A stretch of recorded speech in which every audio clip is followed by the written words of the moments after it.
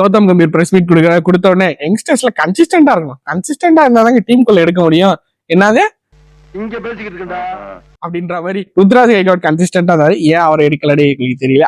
நீலாம் மென்டலடா நீங்க. இவங்கிட்ட எல்லாம் செவுத்துல பேசுற மாதிரி ஒரு மீம் இருக்கும்ல, செவுத்த பார்த்து பேசுற மாதிரி. இவங்க மண்டையில எதுவுமே ஏறாது. ரோஹித் சர்மா விராட் கோலி ஃபார்ம்ல இருந்து அவங்க வந்து விளையாடலாம், அதெல்லாம் ஒன்றும் பிரச்சனை இல்லை. நானும் விராட் கோலி பாத்தீங்கன்னா க்ளோஸ் ஃப்ரெண்ட்ஸ் தான். ஆக்சுவலா நாங்க எங்களுக்கும் சண்டைலாம் இன்னும் இல்ல, பாத்தீங்களா கை கொடுத்துப்போம் அப்படின்ற மாதிரி பேசிட்டு இருக்காங்க. அடி உதவுற மாதிரி அண்ணன் தம்பி உதவ மாட்டான். அண்ணன் என்னடா தம்பி என்னடா சுயநலமான உலகத்திலே. அதெல்லாம் நான் ஒன்னும் உங்களுக்கு சொல்றது அவசியமே கிடையாது. Who are you to tell you அப்படின்ற மாதிரி பயங்கரமா பேசி முடிச்சிட்டாரு. ஓகே, இந்தியன் ஸ்குவாட் அப்படியே போய் ஸ்ரீலங்கால டடாங் அசால்ட். ஆந்திராவில கால வச்சிட்டான். இனி நடக்க போற விபரீதங்களுக்கு நான் பொறுப்பு இல்ல அப்படின்ற மாதிரி சிராஜ் காலை வச்ச உடனே ஸ்ரீலங்காவே அது தலைவர் போலிங் போட்டு எல்லாரையும் பறக்க விடுவார் போல அந்த மாதிரி எல்லாரும் வெயிட் பண்ணிக்கிட்டு இருக்காங்க. ஸோ ஸ்குவாட் எப்படி இருக்கு, அதுக்கப்புறம் பிச் எல்லாம் எப்படி இருக்கு T20க்கு, அதுக்கப்புறம் ஸ்ரீலங்கன் ஸ்குவாட் எப்படி இருக்கு அப்படின்றது இந்த வீடியோல பார்ப்போம். So welcome to the video. This is one pitch.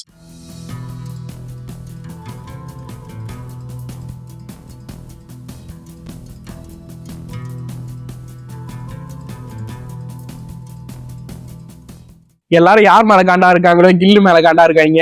எல்லாம் வேண்டாம் வெறுப்பா உட்காந்துக்கிட்டு இருக்காங்க. நீ ஆடுறத பார்த்து 3 ஃபார்ம் பிளேயர்னு சொன்னதுக்காக அப்படின்ற மாதிரி கில்லு மேல எல்லாரும் கொலவெறியில இருக்காங்க இந்தியன் டீம் ஃபேன்ஸ் எல்லாருமே. எண்ணம் எல்லாம் வன்மம் அம்மா.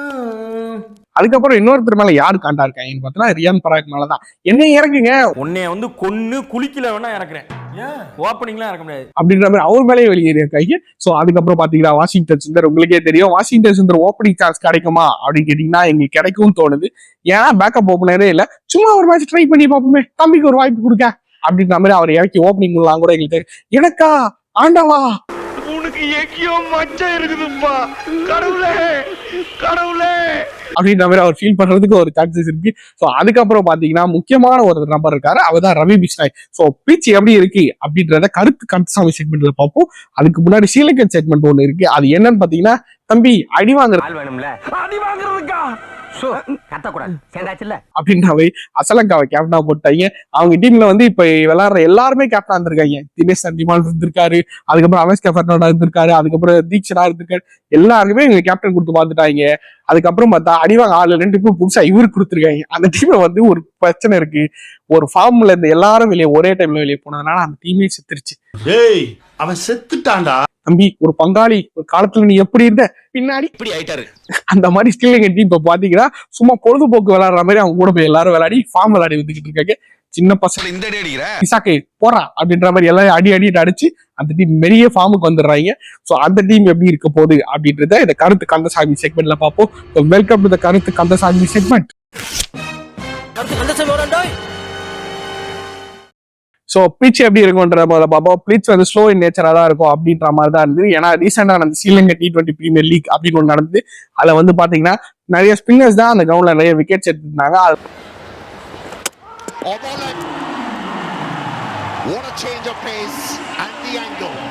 நல்ல டேர்னும் அதுல நிறைய பர்ச்சேஸ் ஆயிருந்தது. ஸோ டியூ ஒரு ஃபேக்டரா இருக்குமானா எஸ், ஆனா அது ரொம்ப நேரம் இருக்காது. செகண்ட் இன்னிங்ஸ்ல ஒரு 5 overs கழிச்சு அதுக்கப்புறம் தான் டியூ ஃபேக்டர் எங்கேஜ் ஆகுது. அதுவும் ஒரு 2-3 மேட்ச்ல வரல.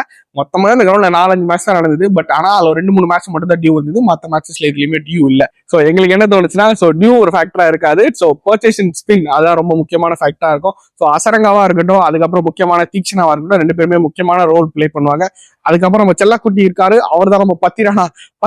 ஐயோ மஞ்ச சொக்கா போட்டாதாங்க நான் நல்லா போடுவேன், மற்றபடி நான் நல்லா போட மாட்டேங்க அப்படின்னு அவர் சத்தியம் பண்ணியிருக்காரு போல. ஸ்ரீலங்காவுக்கு அவர் பெர்ஃபார்ம் பண்றாரோ இல்லையோ, சிஎஸ்கேக்கு பயங்கரமா பெர்ஃபார்ம் பண்றாரு. பட் ஸ்ரீலங்காவுக்கு அவர் ஏதாவது பெர்ஃபார்ம் பண்ணுவாரான்னு கேட்டா, ஸோ ஃபாஸ்ட் பவுலிங் ட்ராக் அது பெருசா இல்ல.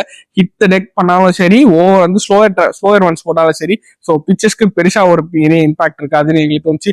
ஸோ முக்கியமான ஒருத்தர் இந்தியன் டீம்ல வாட்ச் அவுட் ஃபார் அப்படின்னு யார் இருப்பான்னு பாத்தீங்கன்னா சிவம் துபே இருப்பார். ஏன்னா அவரை சொல்றேன் கேட்டா, ஸ்லோ இன் நேச்சர்னால ஸ்பின்னர்ஸ் நல்லா டாமினேட் பண்ணக்கூடிய அவரும் சரி, சஞ்சு சாம்சனும் சரி நல்லாவே விளையாடலாம். சஞ்சு சாம்சனை இறக்குவாங்களான்னு எங்களுக்கு தெரியல. பட் இறக்கி விட்டா சஞ்சு சாம்சனும் சரி, சிவம் துபே நல்லா பெர்ஃபார்ம் பண்ணாங்க. போலிங்ல உங்களுக்கு சொல்லவே தானே என் தலைவர் அக்ஷர் பட்டேல் தம்பி பவுண்டரி லைன்ல இருந்து பாலை திருப்பி காட்டவா அப்படின்ற மாதிரி வேகமா செம்மையா போடுவாரு. அப்புறம் ரவி பிஷ்னாய் 2 பேருமே சூப்பரா போடுவாங்க. ரவி பிஷ்னாய் ஜிம்பாப்வே சீரீஸ்ல இருந்து உள்ள வரும்போதே நல்ல ட்ரெமெண்டஸான ஃபார்ம்ல தான் உள்ள வந்திருக்காரு. எனக்கு தெரிஞ்சு அவரும் நல்லா தான் போடுவாரு.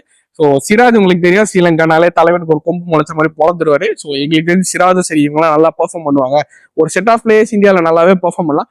வாஷி ஏன் மென்ஷன் பண்ணல அப்படின்னு எங்களுக்கு தோணுச்சுன்னா, வாஷி வந்து ஒரு டர்னர் ஆஃப் த பால் கிடையாது, சும்மா ஹிட் த நெக் அப்படியே நேரா பால் போகுமே தவிர ஒரு பெரிய டர்னர் ஆஃப் த பால் கிடையாது.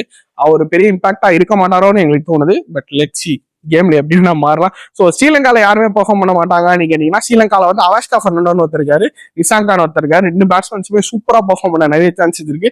ஏன்னா ரீசெண்டா அந்த பிரீமியர் லீக்ல அவங்க 2 பேருமே ஹையஸ்ட் ரன் கேட்டர்ஸா இருந்திருக்காங்க. அதுக்கப்புறம் இன்னொருத்தர் இருக்காரு அசரங்கா, உங்களுக்கே தெரியும், அண்ணன் வந்து ஒரு லெஜண்ட் T20ல நம்பர் 1 ஆல்ரவுண்டர் அவர் தான். ஸோ அவரும் நல்லா பெர்ஃபார்ம் பண்ணலாம். தீக்ஷனா இவங்க 4 பேர் நல்லா பெர்ஃபார்ம் பண்ணலாம் எனக்கு பிடிச்சி.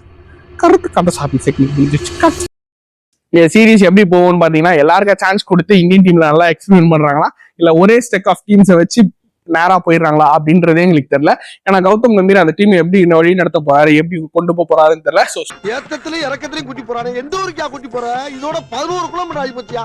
பேசாம வாயா. சூரியகுமார் யாதவோட கேப்டன்சி, அண்ணே நான் தானே கேப்டன், நான் தான் அப்படின்ற மாதிரி இருக்க போறாரா. சோ முக்கியமான விஷயம், சூரியகுமார் யாதவ் கேப்டன்சில எப்படி இருக்கும் போது, கேப்டன் நீங்களா, ஆமா நான் தாங்க அப்படின்ற மாதிரி அவராலேயே நம்ப முடியாத நிறைய விஷயங்கள் நடக்கிறதுனால, ஸோ சூரியகுமார் யாதவ் பெரிய கேப்டனா வருவாரா அப்படின்றத இந்த சீரீஸோட முக்கியமான கான்செப்டாவே நாங்க பாக்குறோம். ஸோ எல்லாரும் என்ன சொன்னா, ஜெய்ஸ்வால் நல்லா அடிப்பாரு, இவங்க நல்லா அடிப்பாரு, அவங்க நல்லா அடிப்பாரு, எல்லாருமே அடிக்கிட்டுங்க அப்படின்ற மாதிரி இந்த சீரீஸ் இருக்கு. ஓப்பன் டோர்னமெண்ட் யார் வேணா அடிச்சு பெரிய ஆள் ஆகிங்கப்பா அப்படின்ற மாதிரி ஓப்பன் டோர்னமெண்டா விட்டுட்டாங்க. ஸோ உங்களுக்கு யாராவது தோணுச்சுன்னா, அதாவது இவர் நல்லா பர்ஃபார்ம் பண்ணுவார், இவரை நீங்க மென்ஷன் பண்ணி விட்டுட்டீங்கன்னா கமெண்ட்ஸ்ல சொல்லுங்க. ஸோ நாங்க அதை ஏத்துக்கிட்டு அடுத்த வண்டி வீடியோவில் மென்ஷன் பண்ணி உங்களை வீடியோ போடுறோம். So thank you. இந்த வீடியோ உங்களுக்கு பிடிச்சா லைக் பண்ணுங்க, கமெண்ட் பண்ணுங்க, ஷேர் பண்ணுங்க.